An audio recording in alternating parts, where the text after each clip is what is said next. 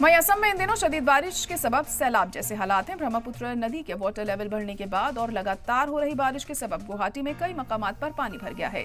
गुवाहाटी के भरालू नाले में अभी ब्रह्मपुत्र नदी का पानी घुसकर गुवाहाटी में सैलाब जैसे हालात हो गए हैं और इस दौरान गुवाहाटी के उलूबारी में वाक़ई तारीखी ज़ाहिर औलिया ख्वाजा की दरगाह में पहली बार बाढ़ का पानी घुस गया और दरगाह में अभी हो चुका है।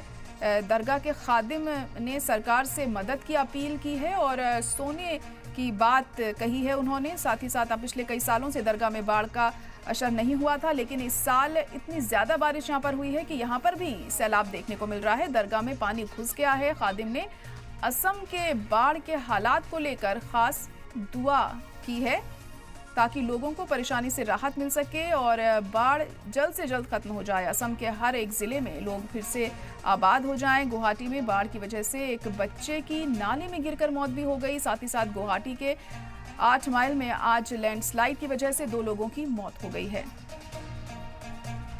तो गुवाहाटी में लगातार बाढ़ की वजह से हालात दिन ब दिन खराब होते जा रहे हैं। दरगाह में भी बाढ़ का पानी घुस गया है जिससे हालात काफ़ी यहाँ पर कशीदा बने हुए हैं और लोग भी काफ़ी मुतासिर हो रहे हैं। असम में सैलाब से लोगों को निजात नहीं मिल पा रही है। पूरा घर उनका पानी में डूबता हुआ नजर आ रहा है। तस्वीरों भी आप देख सकते हैं। जीना मुहाल उनका हो गया है। राहत भी उन्हें ठीक तरीके से नहीं मिल पा रही है।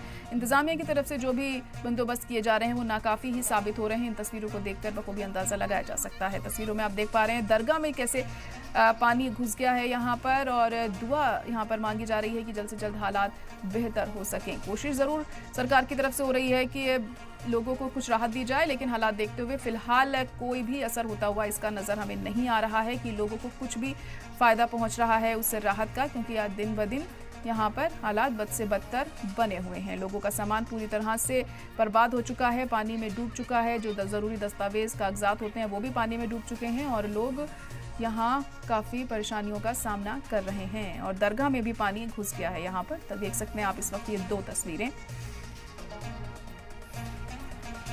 और एक बच्चे की मौत भी इसमें हो गई है पानी में डूबकर और लगातार जो लोगों के मरने वालों की भी संख्या है वो भी इसमें बढ़ती जा रही है, क्योंकि कई लोगों की इसमें जान भी चली गई है सैलाब के चलते। 21 लाख से ज़्यादा लोग बेहाल हो गए हैं इस बाढ़ की वजह से। असम के 29 जिलों में 21 लाख प्रभावित है। इस बार में देखा जाए तो मरने वालों की संख्या 62 से भी ऊपर जा रही है और सिर्फ बारिश के कारण बाढ़ का खतरा नहीं, अभी लैंडस्लाइड का भी खतरा देखा जा रहा है। गुवाहाटी में लैंडस्लाइड के दौरान 2 लोगों की मौत हो चुकी है और देखा जाए तो बाढ़ का कारण जो असम के जो ब्रह्मपुत्र मूल नदी है, अभी मूल नदी जो है ब्रह्मपुत्र का जल स्तर खतरे के निशान से ऊपर जाने के बाद गुवाहाटी में भी ब्रह्मपुत्र नदी का पानी घुस चुका है और उसी दौरान जाहिर औलिया दरगाह के भी अंदर पानी घुस चुका है। अभी बाढ़ के चपेट में जाहिर औलिया दरगाह भी। देखा जाए तो लगातार बारिश के कारण असम के हर एक जिलों के साथ साथ गुवाहाटी में भी मौत का खतरा अभी मंडरा रहा है, क्योंकि सिर्फ बाढ़ ही नहीं, अभी लैंडस्लाइड का भी खतरा गुवाहाटी में देखा जा रहा है।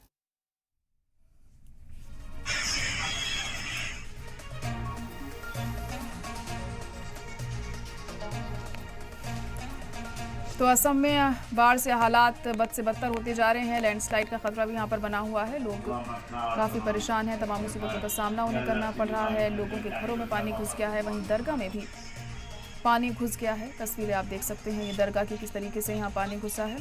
और हमारे नुमाइंदे शरफुद्दीन इस वक्त लाइव जुड़ चुके हैं। शरफुद्दीन, मौजूदा हालात के बारे में जानना चाहेंगे, अभी ताज़ा अपडेट वहाँ से क्या मिल पा रही है? सैलाब की वजह से लगातार हालात ख़राब होते जा रहे हैं।